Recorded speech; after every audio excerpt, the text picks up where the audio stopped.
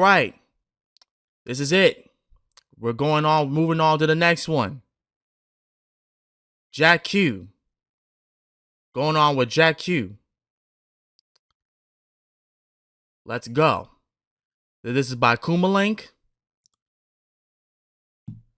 Let's see what he says about this. It looks different to me. Is he wearing new shoes? Well, oh no! To J.A.K.Q. Dengekitai. That's the Hitler one.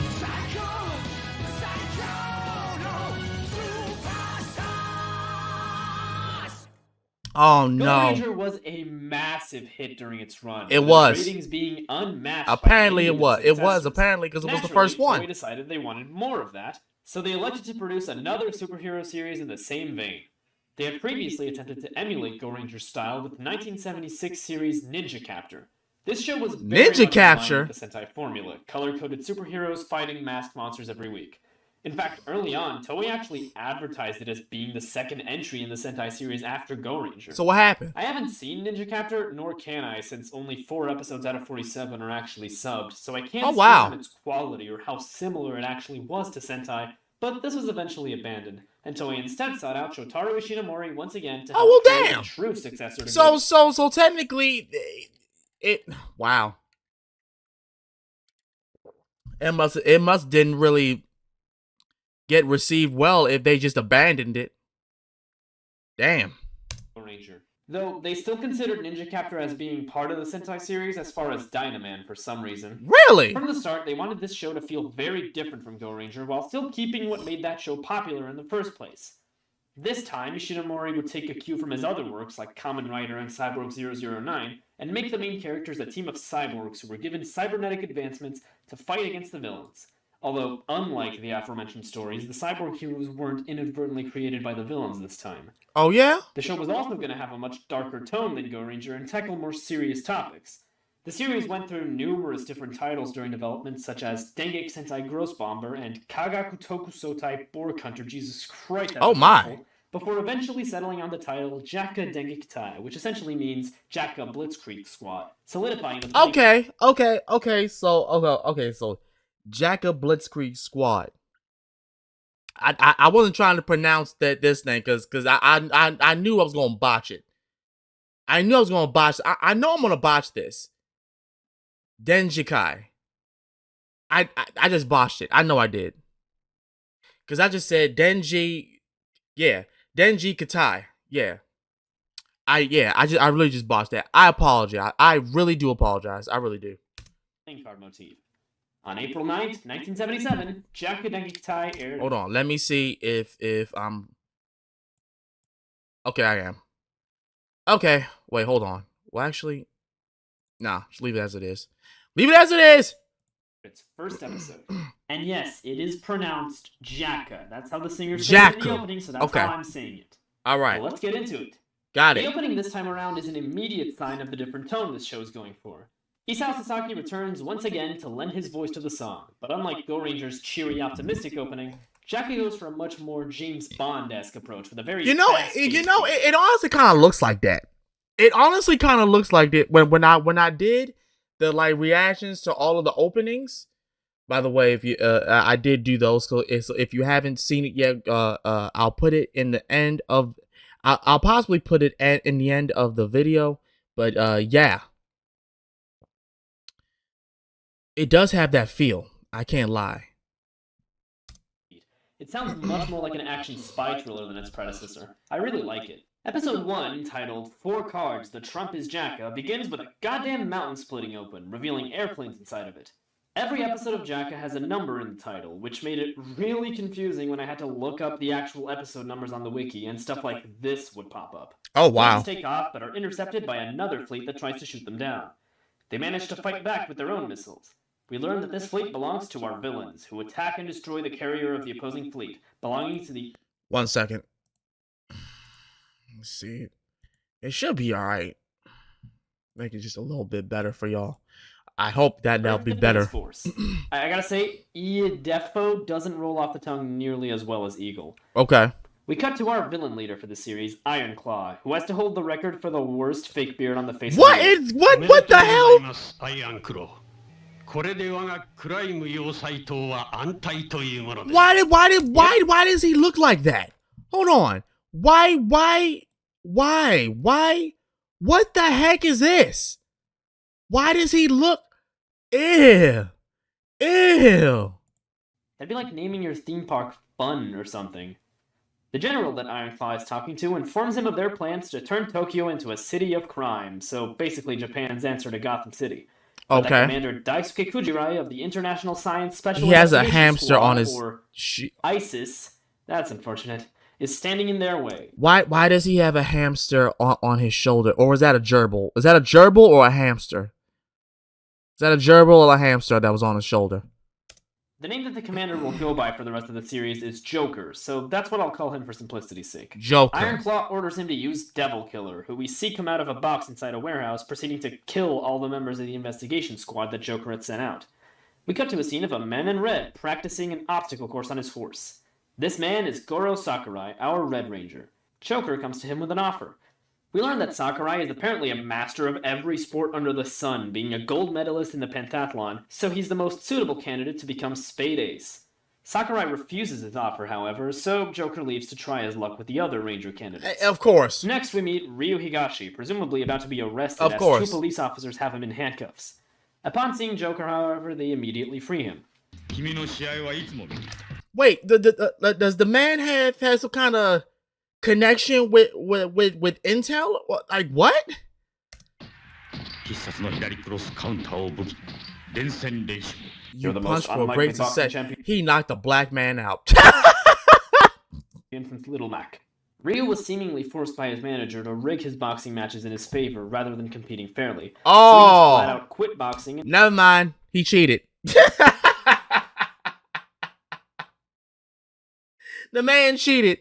turned to a life of crime. No, wait, not that crime, just plain old crime. This is gonna get really confusing, isn't it? The reason he was arrested is because he was framed for a murder he didn't commit. The real murderer has since been caught, so Joker gives Ryu the same offer he gave Sakurai. Okay. Oh yeah, well that explains why Sakurai rejected it. Yeah, no wonder he didn't agree to give up his Olympic aspirations as well as his education just to get a bunch of mechanical crap implanted in his body. Ryu initially also Wouldn't that refused hurt? for different reasons, saying he isn't stupid enough to go up against crime, although he quickly changes his tune and goes with Joker to recruit the next member. We cut to a restaurant where Karen Like what? Mizaki, a Like detective, I'm and sorry, but what? Wouldn't that hurt? Wouldn't that hurt you? Like getting like injected with freaking cybernetics? What happens to your actual skeleton? What happens to your actual bones?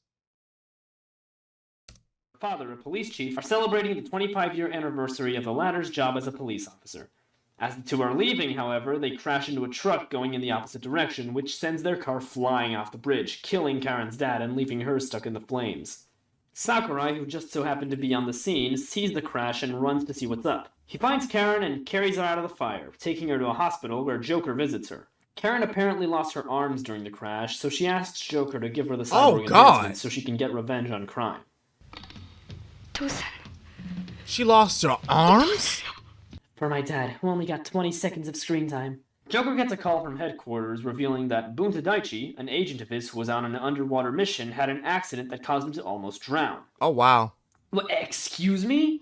I mean, don't get me wrong, I've seen weirder dreams before, but are you telling me Joker let this guy go on an extremely dangerous mission underwater, presumably by himself since we don't hear about anyone else who was on the submarine, to build a whole goddamn city?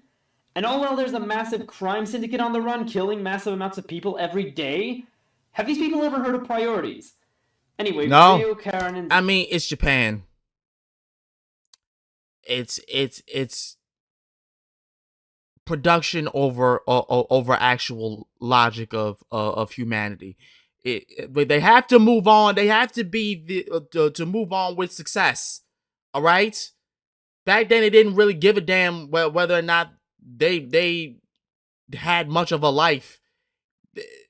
Whatever they did, they did it with utmost efficiency to make sure that progression was made, right? If that even makes sense to what I just said. Just know that Japan didn't really give a fuck about motherfuckers living, okay? At least back then. I don't know how it is right now. Daichi all undergo the surgery to become cyborgs. As Joker laments the fact that they still need one more person, Sakurai suddenly shows up and decides that he's ready. He gets the surgery off screen, I guess, since we never see. Wait a minute. Wait a damn minute. What do you mean? Just out of nowhere, you're automatically ready when you just refuse the first episode. How was that? How in the first beginning of the episode you just refused because you thought you was the shit, and now you're just okay with it? It, and the four go up to their headquarters where they're greeted by Joker, now wearing his commander's attire. He throws each of them a card and announces their names. I think it's really neat that Sakurai has a Nintendo card, since at the time this show was made, they were still a card company. Just a piece of history I really appreciate. Joker explains the show's weird-ass title, and the team get their very first mission in a very similar fashion to Go Ranger. And just like the Go Rangers, this team also has their own plane, the Sky Ace. It's a lot blockier compared to the sleek, iconic design of the Varidreen or even the Varibloon, but it works. Unlike with Go Ranger, where it was mostly just Akira piloting the plane, this show has a lot more scenes of all the Rangers being in the Sky Ace together, courtesy of the actors all actually being there this time. On the way to their mission, the team runs into some of Crime's own air fleet, the Devil Sharks, but they manage to strike them down rather quickly. They arrive on the scene and find no one there. Ryu deduces that they must have left through a secret exit of some kind, so Sakurai uses his new cyborg X-ray vision to see through the wall, where he finds a hidden tunnel. Ryu uses his own cyborg enhancements to summon a knife from his finger, which he uses to cut through the wall. They follow the tunnel into the outside, where they find tire marks. Karen uses her abilities to measure the exact weight of the vehicle that left those marks. They deduce that it must have been something heavy, like a truck, so they use the Sky Ace to... I'm trying to follow along here. So you're telling me they have these cybernetic enhancements to have a knife come out of the finger and have this.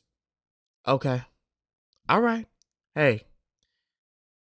Scan every truck in the area for I ain't even this gonna. This is the very first instance of civilian powers we'll ever see in Sentai, and it's used pretty okay in this show. These civilian powers aren't strong enough that they could ever just replace the actual Ranger powers, but they're also not subtle enough that the show just forgets about them. Oh, okay. My only problem is that Daichi seems to be the only member on the team that doesn't have any civilian powers. Just one of the many times the show will completely sideline him. Oh, wow. After finding the correct truck, our heroes finally decide to transform in the longest, most drawn-out, most boring transformation sequence in Sentai history. This thing takes, I kid you not, more than an entire minute to finish. Going from Go Ranger's quick 2-second long spinning around to transform to this is such a noticeable contrast too.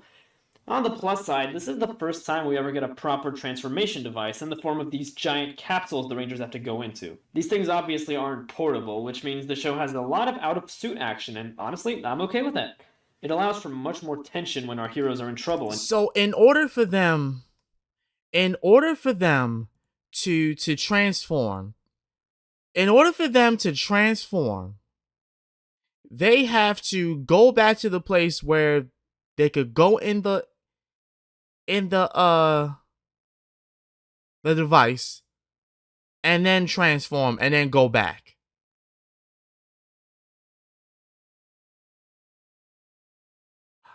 Oh, wow. Wow. And can't just transform on the fly. The sequence is still going. They intercept the van with their vehicles and do their first roll call, and man, what an improvement. J.A.K.Q's roll call isn't amazing or anything, but I really like how the cards fly onto the monster as a sort of calling card. I really like roll calls where the mere presence of the Rangers is made a huge deal. One of the reasons Shinkenger is one of my personal favorites, and this was sort of the blueprint for that. The different camera angles as the Rangers introduce themselves also makes this one feel much more unique than Go Rangers. Now that we've reached our first fight scene, let's talk about the suits. They're certainly more interesting than Go Rangers, likely because they had an act. My whole gripe is, why is it that the 3 other helmets are white, but the red is, the 4th one is red? Why couldn't the other 3 be the colors? Why couldn't the Pink Ranger have a pink helmet? Why couldn't the Blue Ranger have a blue helmet? And why couldn't the Green Ranger have a green helmet? Why? I Everything is fine except for that one aspect. Or why not just give the Red Ranger a white helmet so that he can match? Why does it have to be? I don't understand. I don't understand. Actual motif to work with this time. I actually like these suits quite a bit. The playing card aspect is very well incorporated and it feels natural. The helmets are still a bit on the massive side, but they look sleeker than the Go Ranger ones thanks to the visors not bulging out anymore. Speaking of which, I like that each visor is shaped like the individual suit of card they're based on, and the outfit itself is much less unnecessarily busy than Go Rangers. Unlike with that show, all the Rangers feel much more uniform as a team because there aren't all those weird inconsistencies anymore. This is also the first time we have a predominant white color on the suits, which will become a huge staple of Sentai outfits in the future. And those yellow capes not only look pretty good, but are also short enough that they don't get in the way of the action. Heart Queen is officially the first female ranger in the series to have a skirt on her suit, something that will become very common in the future too. These suits also have white sashes on them with their respective letter, as well as 4 unidentifiable squares. Like, seriously, what even are those? Like Go Ranger, Ishinomori made a manga series for J.A.K.Q, so we have an original version, quote-unquote, to compare. Oh, wait a minute. So in the manga, hey, the helmet's white. So what? So what was the problem? What was the problem?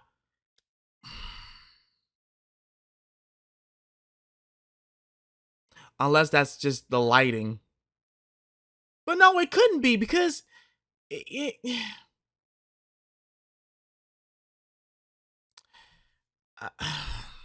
I don't understand. For these suits too, but the designs here are pretty much the same as in the show.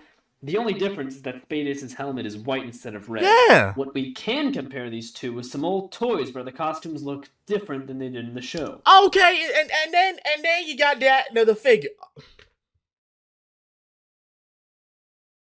Where the other 3 have their significant colored helmets. The inconsistent.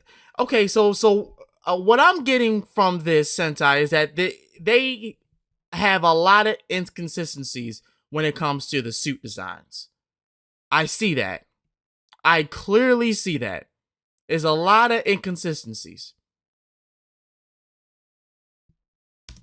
I'm not entirely sure why these suits look so different. Maybe the designers weren't completely sure of what the suits in the show were going to look like while designing these. The most obvious changes are Jack, King, and Queen having colored helmets instead of white ones like we have now. The logo on their belts is also gold instead of white, and Jack's visor is a bright red instead of the faint purple from the show. King's visor is also blue instead of green. Do these designs look better than the ones in the show? Not really. But the only remnants we have left of these are from these cheap, old, worn-out action figures, so I have no idea if these would look good in the actual show or not. In the end, the designs we do have are pretty good, and I'm happy this is what we ended up with. Also, really quick side note, but I really appreciate how the toys back then came in little plastic packages that look like the transformation capsules from the show. Cool. That's just a nice detail. The fight choreography here is nothing special, although I do enjoy seeing the Rangers jumping from one building to another while taking out waves of foot soldiers. The foot soldiers this time are called Crimers because someone on the writing staff couldn't be bothered to come up with actual names for anything. Crimers. And they're not nearly as cool looking as the Zolders. I do like the ninja style look they're going for, although it looks pretty weird when you realize they aren't wearing pants over the bodysuit. Just these awkward gray crop tops. Their masks are also pretty unimpressive. The cool Cyberman design of the Zolders is replaced by standard black masks with no detail whatsoever. Fun fact, Jack is the first ranger in all of Sentai to wield a sword. Weird that it was a blue ranger who started this tradition, considering this is most often associated with reds nowadays. After fighting off the Crimers, the rangers face off against Devil Killer, whose design is also pretty cool. A big metal armor with horns and red eyes. Almost looks like a robot master from Mega Man.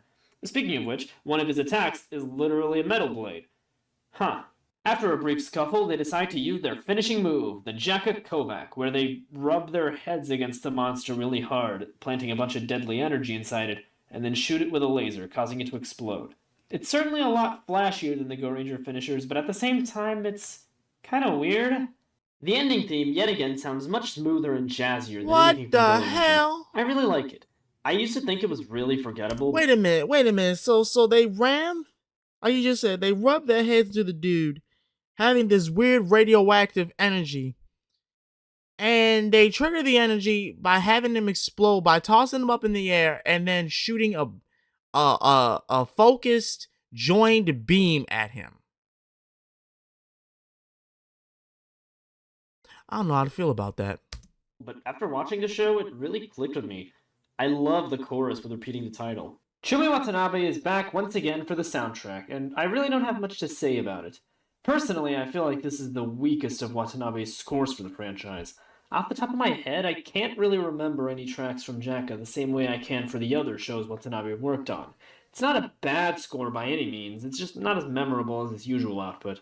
This is a pretty good first episode. It definitely doesn't do the villains any favors, with our main boss being basically the Black Rust Fuhrer doing his best Rasputin cosplay, but it introduces the main four Rangers pretty well and does a good job showcasing their abilities and what they bring to the team, both in and out of Ranger form. Yeah. Except Daichi. Episode 2 isn't very notable, aside from the fact that it Except introduces Daichi. the Jack Tank, a land vehicle similar to the Go Ranger's own Vari Tank. Much like the Sky Ace, the Jack Tank is very bulky, but it works well enough for what it is. Episode 3 gives us the first appearance of a face we will come to know very well, both in the next series and the one after. The first on-screen appearance of Kenji Oba, portraying nothing more than a focus character in this particular episode. Obviously, he's known for being a part of the main cast in both of the next seasons, but he's actually been around much longer than you realize, as he actually served as the suit actor for Aka Ranger and Go Ranger, starting with episode 67. Oh, well, nice. I'll get more into him next time. Episode 7 features one of the most bizarre things to come out of this franchise. The episode itself has a pretty standard plot about Ryu trying to chase down a crime agent who's carrying a bunch of powerful explosives. What really stands out to me, however, is how unapologetically this episode tries to be an advertisement. We get a full 30-second scene where a bunch of cars all drive by the camera with the names of their brands and models appearing on screen. Not only that, but there's another scene where a kid goes up to each of the cars and names them each one by one. Thanks, kid, for telling me all the hottest car models of 1977.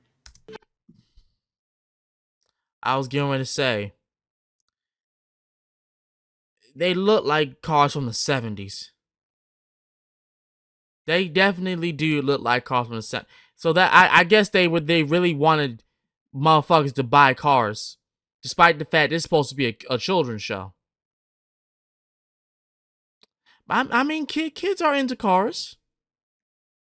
That doesn't take away what that fact at all.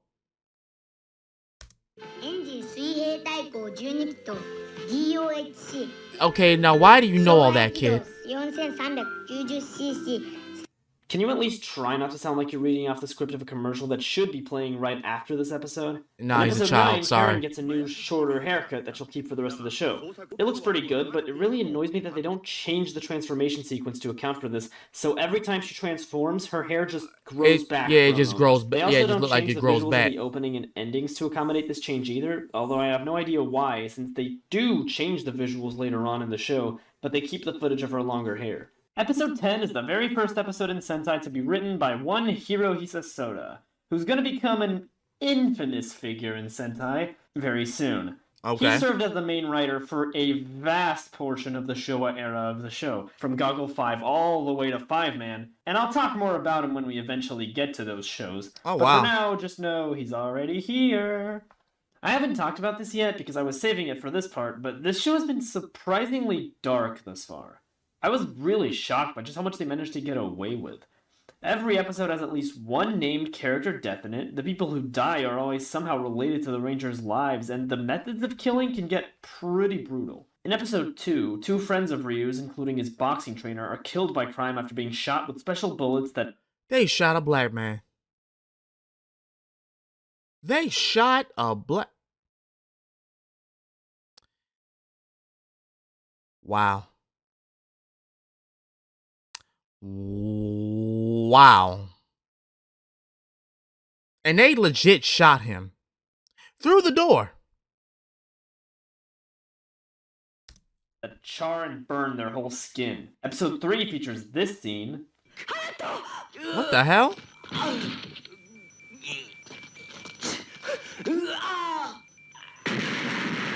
Episode What? 4... Whoa, whoa, whoa, whoa, whoa, whoa, whoa, whoa, whoa, whoa. How did you just explode, sir? Huh? What? or might just be one of the darkest things Sentai has ever done. It's a Daichi focused episode, one of the only ones he has. At the start of the episode, he makes friends with a little girl named Emmy who carries this doll around. She and her family are going on a trip to Europe, not anywhere specific, just plain old Europe, and their flight is leaving soon. The girl reminds Daichi of his younger sister, Nami, who he lost in a plane crash years ago along with his parents. He Oh, bonds with her by damn. playing with a puppet she gave to him. Emmy says goodbye to Daichi, and she and her parents get on a plane and begin their flight to Europe. Only for Crime to use said plane as a target for the new laser cannon they're developing. They shoot the plane down and it explodes, killing Oh, everyone inside. Jesus Christ. This might just be the darkest thing to ever happen in this show. In its this is one of the reasons why people were saying that Japan had a lot of issues with them, because why would y'all put, I'm sorry, I have to point this out. I'm sorry. Just because you color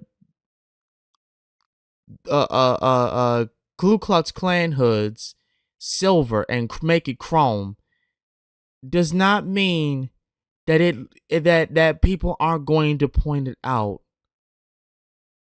Which makes it even worse when y'all show the scene where y'all literally shot up a black man. Oh God. Yeah, this show is dark. It is dark. Very dark. series that's constantly plagued with episode plots centered around protecting children from getting caught up in villains' plans, especially early on, J.A.K.Q actually had the balls to introduce a child character, show us a really wholesome moment of her playing with dolls, and then kill her off literally the very next scene. Correct me if I'm wrong, but I'm pretty sure this is the only time in all of Super Sentai where a child character is explicitly killed. Grant. So far, yes.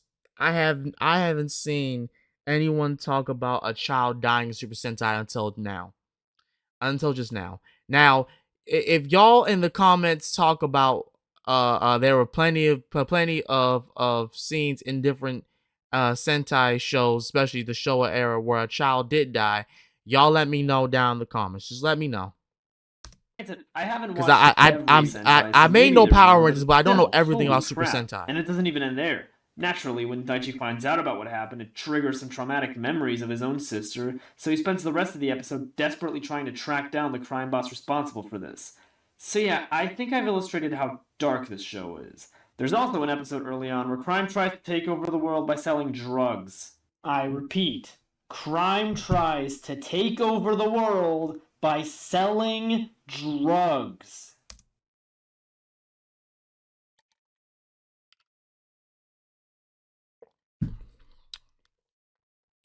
So it's just no holds bar with this show. It's just no holds bar. You know what? Let me look up something. Let me just look up something while I have you guys right here.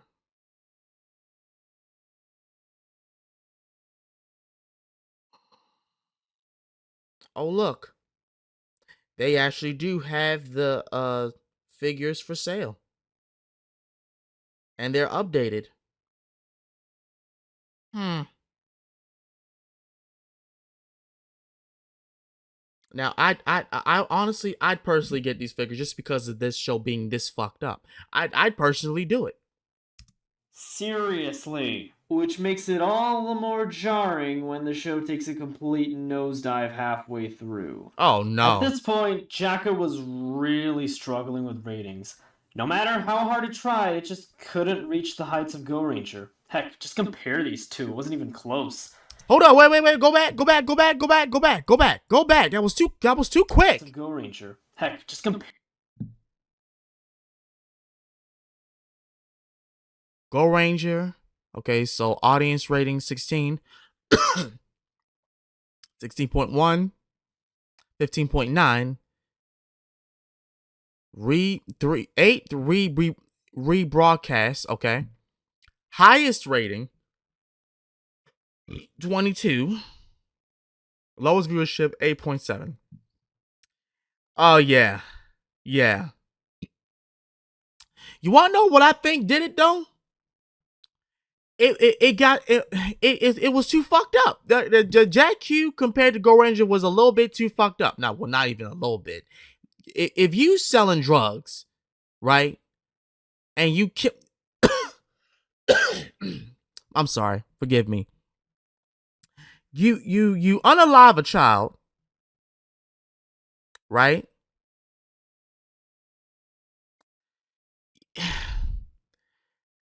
That's not really gonna be very entertaining to little children, and especially if parents are very strict with their children and they think, oh, why would you want to watch this? Turn on something else. Now, granted, I don't know what Japan's raising their kids. I don't know how raising their kids go in Japan, but I'm just looking at this as far as like how like other parents would view this shit. It's like, okay, so this is fucked up. I don't want my child seeing this. Uh, Not to say that it's not gonna have other children and their parents like having their kids watch this, because obviously they had some ratings, but yikes. Compare these two, it wasn't even close.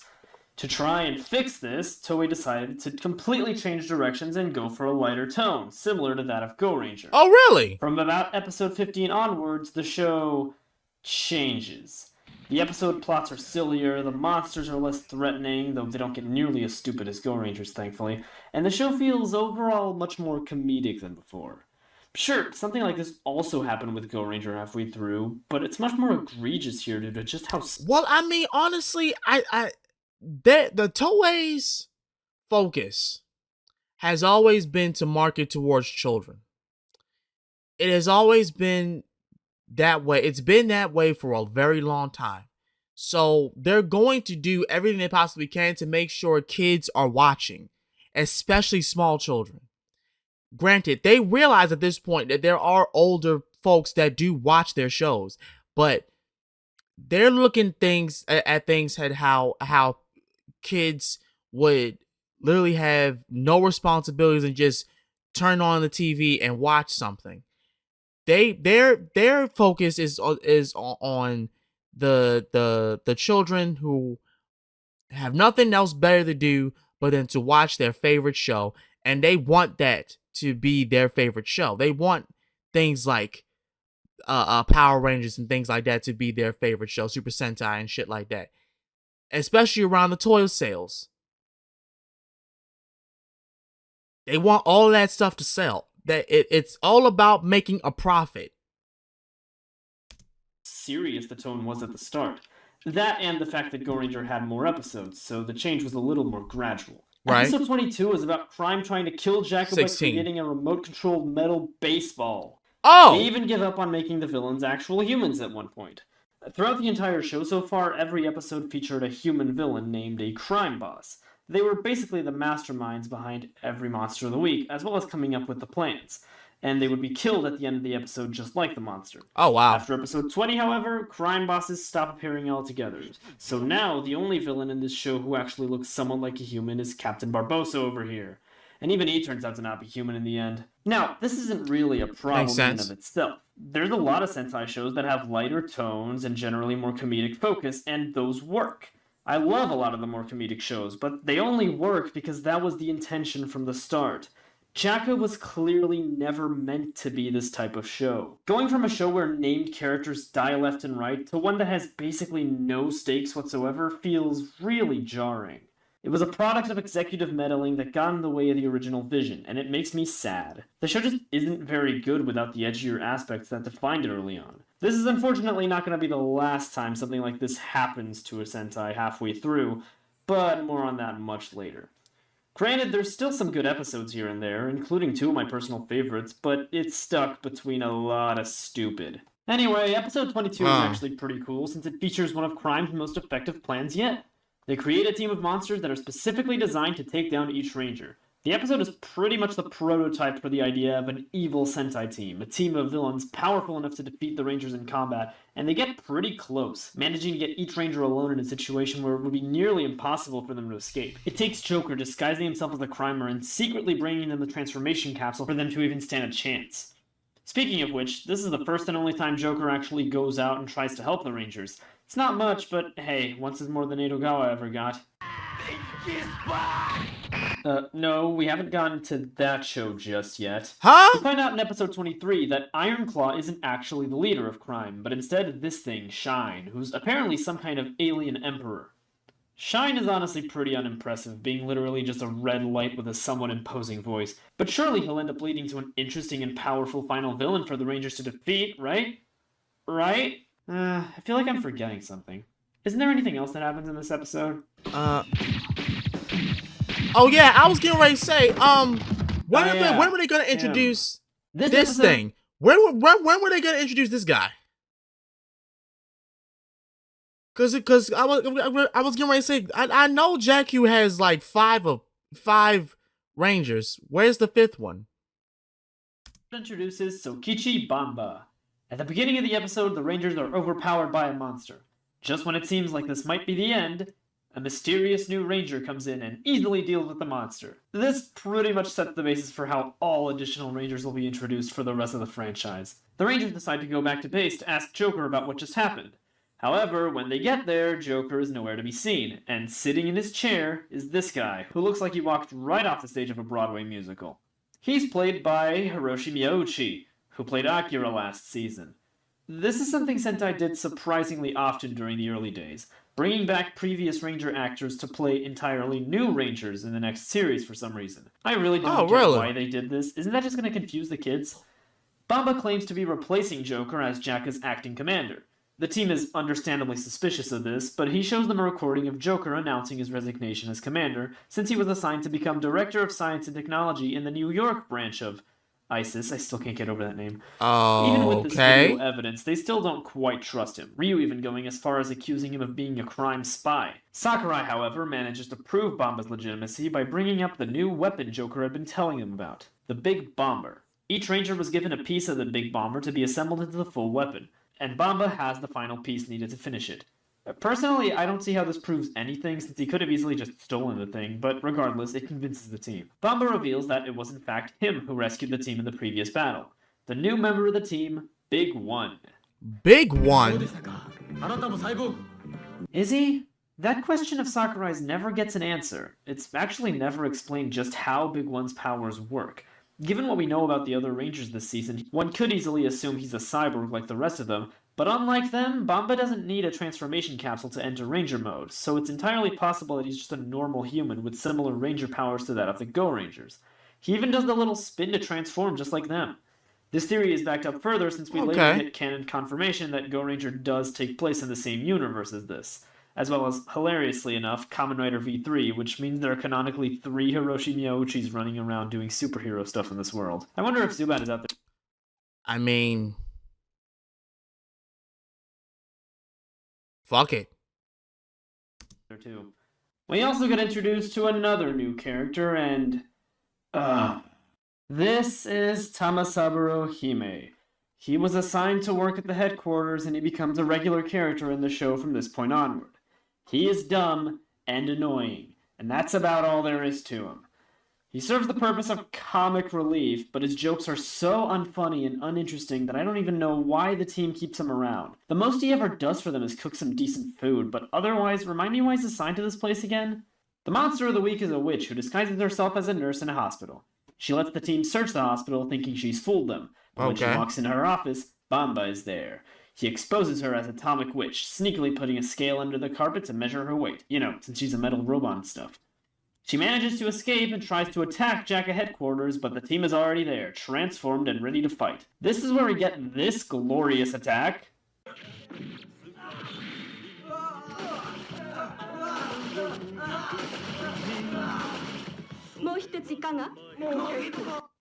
They try to use the J.A.K.Q back on the witch, but it doesn't work. So to help, Big One yells out to I'm not even gonna. No, I'm not even gonna. Much more elaborate finisher than the Kovac.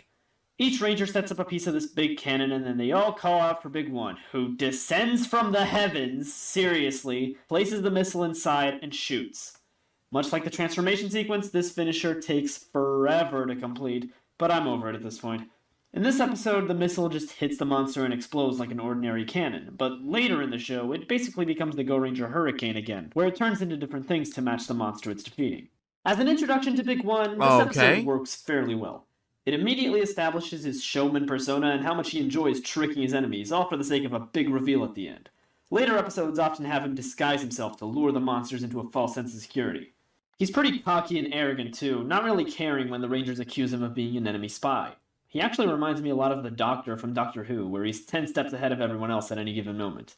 Granted, not nearly as dark and menacing, because that's not the type of show we're watching anymore, is it? Episode 25 features one of the most dangerous monsters the team ever has to face, General Allingham.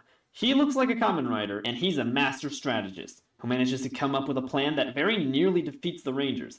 He's able to get each member alone and capture them, eventually leaving Sakurai being the last man standing. Of course, he's eventually able to set them all free and defeat Allingham, but it was a tense episode. Now we've arrived at the episode that I've been waiting to talk about ever since I first watched it. Nay, ever since I first heard about it on the wiki. Episode 27, titled The Despot's Ambition. I don't know how to pronounce it. Break It, the Death Camp. This is one of the most insane episodes Sentai has ever done, and I'm honestly dumbfounded that it even exists. Why does no one talk about this? In this episode, the monster of the week is a crocodile. Oh, this is...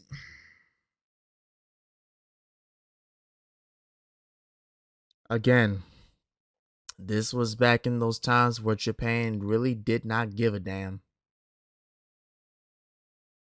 This was one of those times where Japan really did not care. And it was allowed.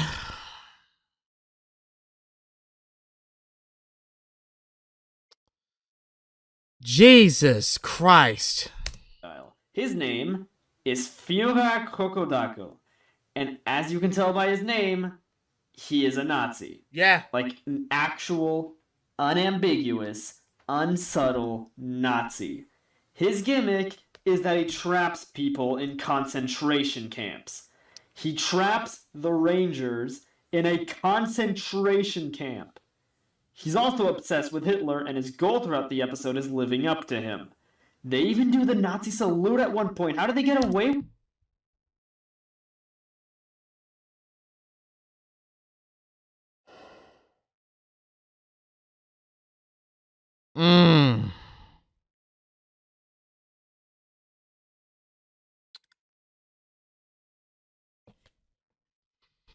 I'm sorry. I need a moment.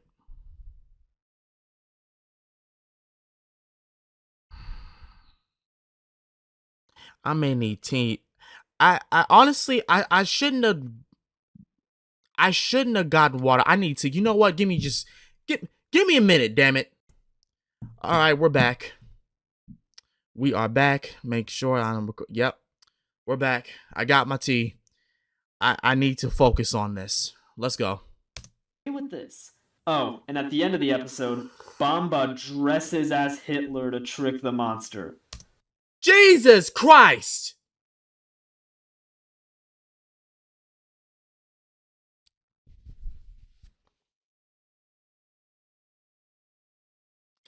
Oh, the pain. The pain, Lord. The pain.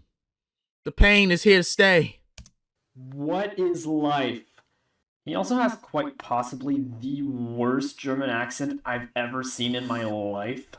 And guess what? Turns out this episode is actually plot relevant, as the Rangers finally find out about Shine when he comes to them in a vision, telling them that crime will soon rule the world before disappearing. This episode is insane to me.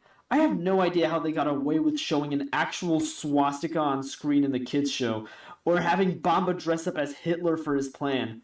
I originally had an entire recap segment going over the episode in detail, talking about every little thing, and the only reason I cut it is because the video was too long. Wow. You know what the real kicker is? This is actually a really good episode. Seriously, if you look past all of this This is just a really well-made, engaging, fun episode with a lot of tension and high stakes. Fury Crocodile is actually a really competent villain. He manages to foil all of the Rangers' attempts at defeating him before Bamba comes in, and he's not nearly as silly as the other monsters in the second half of this show. This is honestly the best episode of the second half, and it's pretty much the last important episode before the finale, so there was no way I was going to make this video without talking about it. The rest of the show is pretty much just standard episodic stuff until the finale two-parter, but there are some interesting things to talk about. Episode 31 has this scene, which I'm sure you've seen before if you've ever watched any video about J.A.K.Q. What in the hell is going on? She makes him dance? What? Huh? I'll just let that speak for itself. What? Episode 32 has a really cool sequence where Bamba and Ironclaw try to trick each other with various different disguises. Episode 34, titled Infiltration, Crime Fortress Island, is honestly a pretty good episode for what could have been a pretty good two-part finale. It sees the Rangers infiltrate Crime's Fortress Island, if you couldn't tell, and finally face off against the big bosses, Ironclaw and Shine. I do have quite a few issues, however. At the start of the episode, Sakurai and Karen are patrolling the skies when we get some weird, out-of-nowhere romantic moment between them. This continues to be a thing for the entire episode, but I can't stress enough how completely out of the blue this is. There has been absolutely zero romantic chemistry between these two for the entire show. Aside from maybe Sakurai saving Karen at the beginning of the show, and that does get brought up again later, but it's not enough to justify all of this. Okay. The other main issue of this finale is one that it shares with Go Rangers. Underwhelming and unthreatening villains. This is the episode where the Rangers finally come face to face with Shine. The Rangers charge inside the Fortress Island and set bombs to blow it up from within. Finally, after so many episodes I saw that. Shine finally reveals his true form to the group. Some weird spiky ball that looks like it's made of cardboard. Oh, yeah, wow. To call this underwhelming is an understatement. But hey, surely as the main villain, he'll still be a powerful threat that takes the rest of the entire episode to take down, right?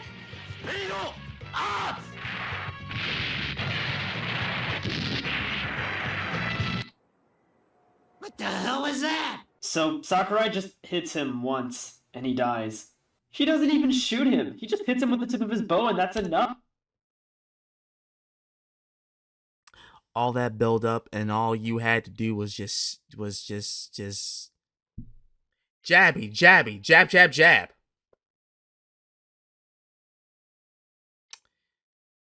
Okay. Oh. Shine, the mastermind behind crime, the one that every villain in this show worships like a god, the final boss we've been building up to for 15 episodes, instantly taken down in a single shot. I swear some of the foot soldiers in this show were more difficult to defeat. After that happens, the team leaves the base and shows Ironclaw what a pathetic loser his boss is. Yeah, that's how I reacted too. As it turns out, Shine's still alive. He's just so weak that he's incapable of attacking anyone. He tells Ironclaw to finish off J.A.K.Q, but Bamba tells him how Shine has apparently just been pretending to be an alien god to trick Crime into doing his bidding. In a further display of how pathetic he is, Ironclaw just chucks him to the floor like a broken toy. The final battle begins. The team perform their unique moves one last time, and to Ironclaw's credit, he puts up a pretty good fight, blocking the Rangers' weapons and attacks from all sides. He even manages to catch Daichi's club and hit it back at him. He dodges their special attacks, blocks their lightning kick, but before he can finish them off, Bamba jumps in as usual and starts the big bomber. The Rangers do their thing and blast Ironclaw with a missile. The shot turns into a mouse, it bites Ironclaw, and then he explodes, killing him, where I'm sure he'll never be a problem again. This has to be one of the most bizarre ways a final villain has ever been defeated. With Ironclaw destroyed, the Rangers walk off into the sunset as the narrator bids them farewell. And that's it for J.A.K.Q Dengekitai, or at least it would be if it weren't for the last thing we have to take a look at. This is a pretty lackluster finale. It's definitely better than Go Ranger's final episode, which felt way more rushed and half-assed. However, this does share some of the same problems as Go Ranger's ending, namely the underwhelming final battle. Go Rangers finale certainly felt cheaper, with the Black Cross Fury conveniently deciding to fight the Rangers on the exact day where he was more likely to be defeated. At least this episode has a plot that makes sense and isn't driven by the villain's stupidity. That said, it isn't without its faults. Shine goes down way too easily, as I've said, and Ironclaw is only a threat for like 2 minutes until Bamba comes in with the finisher. Unlike Go Ranger, this episode is a two-parter, and I honestly think it suffers more for it. There's an Okay. entire plot point about Karen getting injured and Joker getting captured, which could have been cut from the episode entirely, and not much would have been lost. Oh yeah, Joker comes back. I understand wanting to bring him back for the Oh. finale since he was so important at the start of the show, but there were better ways to do it. This entire storyline only serves to develop Sakurai and Karen's romance, which also came out of nowhere in this episode, so it's not like it matters. Despite this being the end of the show, and Toei pretty much just wanting to move on with their lives after its cancellation, there was one more piece of J.A.K.Q content produced. I actually foreshadowed this earlier when I talked about the different Ishinomori Toku taking place in the same universe. But there was, in fact, a team-up movie made after the last episode. Figured that. J.A.K.Q Dengekitai vs. Go Ranger. I say movie only because this released in theaters, but otherwise, it's pretty much just another episode of the show. It serves not only as a team-up special with Go Ranger, the first of what will one day be a yearly tradition for Sentai, but also as an epilogue of sorts for J.A.K.Q. This was the last piece of Sentai content produced by Ishinomori before Toei decided to go on without him. So in a way, it's kind of a final goodbye to the beginnings of this franchise. So, without further ado, let's finish this. We open on the classic Toei logo, leading into the Go Ranger ending theme, the second one unfortunately, followed by an insert song from J.A.K.Q. It's a nice opening, but the song choices are a bit disappointing. I wish we could have heard the original Go Ranger ending, but I understand why they went with the second one, since it was probably fresher in everyone's minds. But why on earth did they go with the random insert song for J.A.K.Q instead of either the opening or the ending for that show? I guess. I don't know. Honestly, I can't. I don't know. With Toei, they have their ideas, and to them it makes sense. They have their own inside knowledge to why they do what they do. We're not even going to go into details about that right now. Regardless, we transition into a mall, where Karen is out shopping, yet again sporting a new haircut. The other Rangers are struggling to carry all the crap she bought. The group is suddenly interrupted by a strange noise. They look up to see a UFO terrorizing the people. Everyone runs away, including the Rangers for some reason. Isn't it your job to not run away from this kind of thing? We cut to HQ, where Joker and Banba track down where the UFO went. So, I guess Joker's just back now? Sure. They launch the Sky Ace and fly across a totally not wallpaper sky to reach the UFO. It turns out the ship is being piloted by this dude, whose helmet looks like the Death Star doing a Kamen Rider. What the hell? Wait. Why do you look like that? What?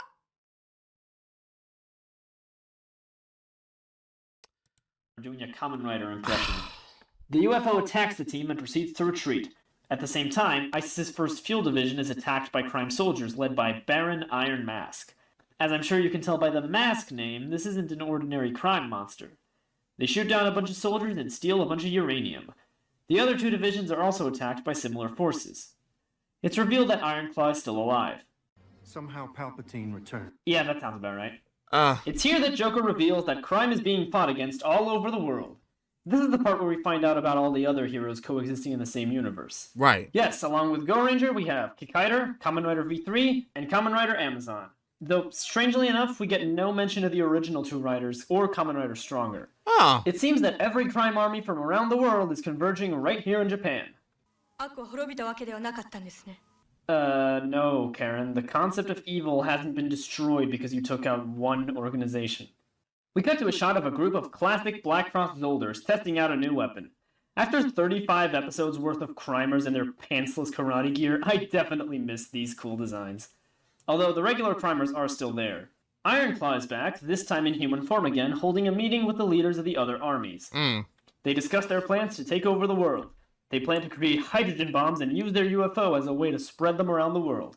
Ironclaw is alerted that a spy has just escaped from the building with all this valuable information. This turns out to be no problem as he's easily shot down. His body is found ashore, and a mysterious woman decides to snap some shots. Karen and Sakurai show up to investigate the scene. Now, I'm no cameraman, but maybe don't run while holding the camera. That's just going to make the shot all wobbly. They take note of the letters written on the man's back and try to decipher what they could mean, but not before they catch a glimpse of the woman who was taking pictures before. Believing her to be suspicious, they decide to follow her. She almost escapes, but is cornered when the rest of the team arrives. They ask for her identity, and she reveals herself. Yeah, if it wasn't obvious before, it's Peggy from Go Ranger. It's cool to see her again and all, but I just can't understand why she was acting so suspicious earlier. She doesn't have anything to hide, and she knows full well that J.A.K.Q is on the same side as her, so why is she trying to run away from them? I guess it's just to show that, like, she was rocking that plaid, well, not plaid, but that black outfit she got on. Honestly, I think as far as Sentai teams, they're not aware that other teams are around. I don't think, because they're always they're always like have this shocker. Oh, there's another team than us. They always have that shocker for some reason. Well, they find out that it's another Sentai team around. So I guess she just like thought the same thing they thought. Oh, suspicious. Maybe they're after me. She reveals that Crime is planning a huge attack on all of Japan. The pictures of the body are brought back to the base, and Joker identifies them as a Skytail code, an ancient code used by the Spartans. They decipher the code to reveal what it says. They use the numbers on the code to reveal the location of Crime's new base, deciding to infiltrate and find out what Crime is planning. They arrive and decide to split up, with Sakurai and Karen sneaking into a crime truck. Ryu and Daichi try to charge in on their motorcycles but get intercepted by Zolders. They manage to fight their way through, allowing Sakurai and Karen to get in. There, they overhear a meeting being held by the faction leaders about the hydrogen bomb plan. They want to control the entire solar system. China, pretty much a continuation of Iron Claw's plans in the actual France, show, England, West Germany. After the leaders leave, the duo barely takes one step forward before the alarm goes off, alerting everyone in the building of their presence. Oh, Good wow. going, guys. However, one of the crimers starts fighting against the others, and their mask is torn off to reveal Peggy again. Hey, it's nice to see you for the second time when we're well over halfway through the episode, and we still haven't heard anything from any of the other Go Rangers. Are we sure this is meant to be a team-up? Sakurai and Karen rescue Peggy from the other Go Rangers, and she decides to transform, flexing how cool it is that she can do it on the fly, right guys? They escape the base and are greeted outside by all the different faction leaders. However, before they can attack, the other J.A.K.Q members show up in the Sky Ace, bringing the transformation pod with them. They transform and begin their roll call. Iron Claw orders his soldiers to attack when they're suddenly shot down by the Varidrine, where out come the other Go Rangers who do their own roll call. This is legitimately my favorite scene in the movie. I always love seeing two Ranger teams do roll calls together. Even when the movie isn't very good, these scenes are always hype. The battle breaks out, each Ranger using their signature moves to take out foes. This is actually a pretty cool fight scene, and they actually decided to play the original Go Ranger ending theme. Honestly, it's always nice to see,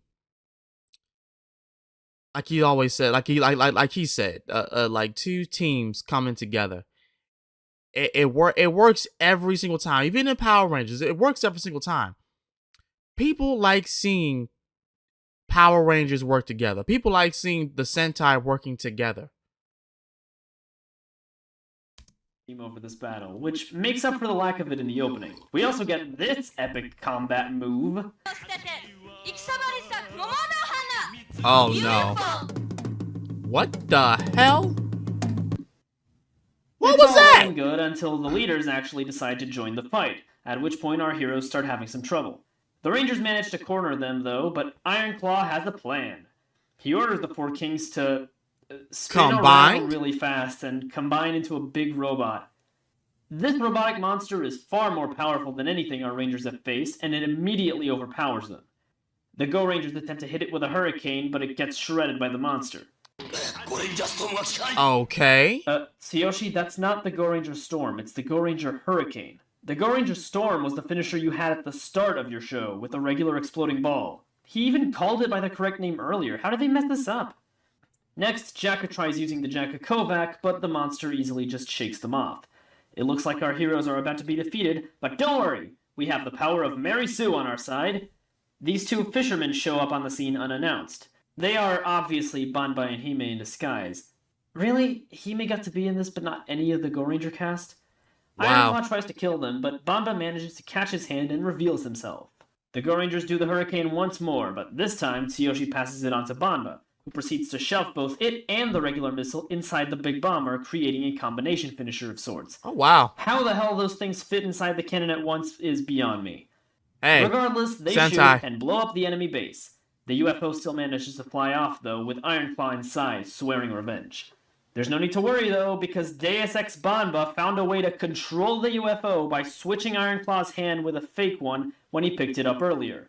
Because I guess he can just make a fake hand that looks perfectly identical to the real thing, fits perfectly into Ironclaw's socket, and is still controllable by him when he's wearing it. Of course. Huh? How? I want to bring it... How?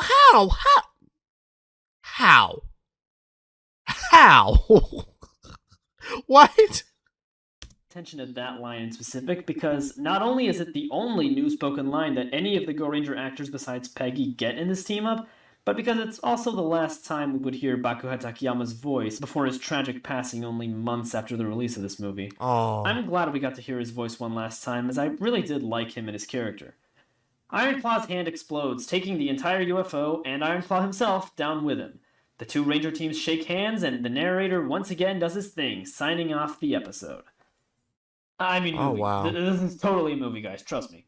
Well, that was lame. Honestly, I think that's the best word to describe this team-up. Lame. It's less of a team-up and more just another episode of J.A.K.Q where Peggy occasionally shows up. We only see the other Go Rangers at the very end, and even then, it's just in suit. Bakuha Takayama was the only original cast member to actually record new voice lines for Daita, with the obvious exception of Hiroshi Miyauchi as Akira, but he doesn't count since he was already in this show. Everyone else's voices are provided by a mix of archive audio and impersonators, and you can really tell when the impersonators take over. Lame. I understand not being able to get everyone back, especially with the teeny tiny problem of Akira and Bamba being played by the same guy, but are you seriously telling me you couldn't at least get Naoya Makoto to reprise his role? It shouldn't have been that hard to get him on the set. What this movie really needed was a longer runtime. That way we could make it so the teams actually have time to interact with each other. You know, the entire point of a team-up. Right. And maybe then we could have worked in some of the original Go Ranger cast. In the end, it's a pretty disappointing episode, given that this is the final time we're ever going to see the original Go Ranger team together. Not to mention the J.A.K.Q actors, who, with the exception of Banba, never returned for any future appearances. Oh, Don't get me wrong, that's I a don't shame. love these characters or anything. In fact, I'm just about to get into how much I don't love them in a bit, but they're still a big part of Super Sentai's history, and this is how we see them off. So yeah, this could have been better. Yeah. Alright, now let's actually talk about these characters. There's really not much to say, but still. Starting with Sakurai, played by Yoshitaka Tamba. He was pretty much the same archetype as Tsuyoshi in Go Ranger, but I didn't find him nearly as interesting. I didn't find Tsuyoshi very interesting either, so that's saying something. I feel like most of Sakurai's character was just generic leader archetype, and the only time they started changing it up was in the finale with his out-of-nowhere romance with Karen. I've joked plenty about how out of left field this was at this point, but the scenes between them are honestly pretty wholesome. In the first episode, he saves her life, but it doesn't really go anywhere until the very end. Karen herself is probably the best character in this show, at least for the first half, much like how Peggy was. She was played by Michi Love, and she had some pretty good focus episodes, including my personal favorite in the show, where Sakurai loses his memory and, in order to restore it, she recreates that fateful car crash so that he'll save her again just like he did before. She generally had the most to do here, but she wasn't as good as Peggy, and really none of them were. Ryu was kind of forgettable. He was played by Heizan Ito, and he had a pretty interesting backstory at first, being a ruined boxer who lost everything, but they pretty much immediately dropped that plot point. One of this show's biggest missed opportunities, in my opinion, was that they didn't really go into how our characters feel about being turned into cyborgs. How interesting would it have been to see our heroes struggling with adapting to the fact that they've basically been turned into fighting robots, having to leave their old lives and ambitions behind to devote themselves fully to fighting crime. Overall, Ryu had his moments, but he didn't get nearly enough focus to be a very memorable character. Speaking of not being a very memorable character, Bunta Daichi, played by Yusuke Kazato. I remember absolutely nothing about this guy. He had an interesting backstory about being literally dead before he gets the cyborg treatment, and he also had that one really good focus episode in the first half of the show, which I've already talked about. But after that, the writers just stopped doing anything with him. At least Ryu had a prominent role in most episodes, even if his character wasn't that memorable. Daichi might as well not even have been there most of the time. He gets one pretty good scene in the finale where he offers to perform the surgery that saves Karen's life, but that also doesn't go anywhere because they just get someone else to do it. Now, let's talk about the rainbow-clad elephant in the room. Sokichi Banba. On the surface, I really like Banba's character. He's fun, charismatic, a bit of a delightful asshole at times, and Hiroshi Miyauchi kills it with his performance. He really captures the air of a suave gentleman while still being not only badass, but also sometimes hilarious. Banba has some of the funniest scenes in this show. But the problem isn't with Banba's personality or his performance. No, the problem is what Banba represents and the way the show uses him. He spearheaded the tonal change that J.A.K.Q underwent in its second half. He took the spotlight away from other characters and, more importantly, he was overpowered as hell. Every single episode after his introduction, it's always Banba who comes up with a plan to save the day. And you know what? Without even watching this, I kind of understood that. Because even when Gokaiger had like made references to this team in particular, they did point out how overpowered this character was. Hell, even in the opening, it was shown that like he was just very, very much more important than the rest of the team. Shoot, the more I looked at it, the more I thought he was just the leader. That's the way I looked at it. I thought he was the main leader. Always him who pulls the rug out from under the villain. The entire show becomes the big one show featuring J.A.K.Q. Banba was the thing that killed this show, more so than the general kid-friendly tone it started going for in its second half. It's really a shame because, as I said, his character is really great. It's just the way the show uses him that's the problem. Right. His arrival signaled the end of the J.A.K.Q that was really, really good at the start. It's weird because even though he completely overshadows every other character, he doesn't really fight a lot. Like, he's just always there coming up with plans to defeat the enemies, but he always leaves the actual fighting up to the other Rangers. The first time we ever see him transform that isn't just to do the finisher is in the final episode. Which also, since I didn't get the chance to do this, let's talk about his suit. I really like it. It's very different from the others, which makes sense since he's the commander. He's the first White Ranger in Sentai, but he also comes with quite a lot more color on him. The rainbow patterns all over his suit perfectly match his regular costume, and just look really neat overall. Also, I'm pretty sure his suit is made of a different material from the rest because it looks a bit shinier. Yeah. If you're wondering why he looks so much bigger than the other Rangers, it's because the suit actor wore padded muscles underneath the costume. So he looks a lot more like a stereotypical superhero. Think Christopher Reeve's Superman. He also has a gigantic number 1 on his forehead, because it worked so well when Aka Ranger did it. Next we have the villains. They are at least slightly better than the Black Cross Army, though that really isn't saying much. Ironclaw is the most notable, being the only one who appears in every episode, but at the end of the day, he's no different from the generic villains of every toku show airing at the time. But I suppose it worked well enough for the time it was made in. Shine, on the other hand, is a different story. I've said my piece about how stupid his defeat was and how underwhelming he was as a villain, but there is one more thing I'd like to talk about in regards to him. Something that might also explain the other elements of the show that fell flat. See, as I already mentioned before, J.A.K.Q was unceremoniously cancelled in the middle of its run. Right. The writers were given time to make a proper finale and try to tie up as many loose ends as possible, but it wasn't enough. I think this is why Shine turned out the way he did. They probably introduced him with the intention of fleshing him out more, but when the show was cancelled, they didn't have time to give him a proper ending. So they rushed his defeat and the reveal that he was a robot the whole time. We never find out who created Shine, or who was controlling him, or what his goals were. These were all probably ideas that were planned to actually go somewhere if the show had had a runtime equal to that of Go Ranger, but when it was cancelled, they had to rush it. Damn. This is probably also the case with Sakurai and Karen's romance. I'm sure they planned to flesh that out more and make it more natural, but they had no time. But with that, we have officially reached the end of J.A.K.Q Dengekitai. Alright. I was honestly surprised by how much I enjoyed this show at the beginning. Some of the early episodes are honestly really engaging and actually kind of dark. At the beginning of the show, there are some really dark plot lines, which I already got into before, but it really surprised me how many people die at first. But then, the ratings drop kicked in, and Toei completely changed the formula to be more kid-friendly. After episode 15 or so, a lot of episodes involve children being in danger and the team having to save them.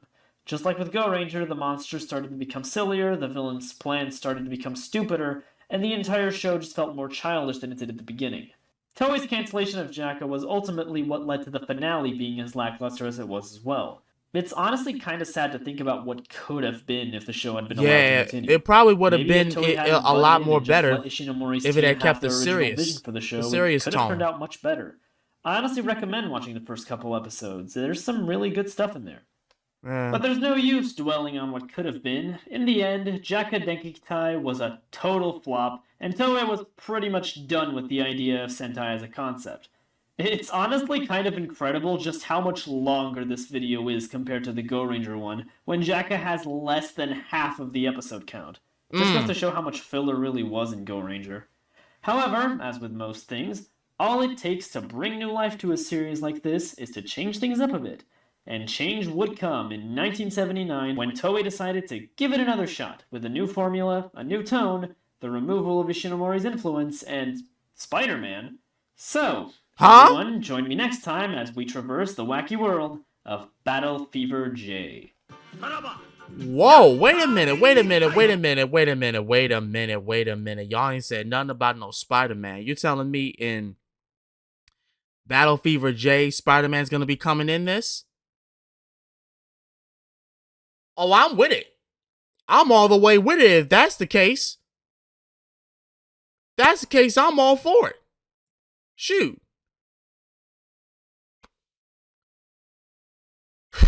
Well, with that being said, that's gonna be the end of this video.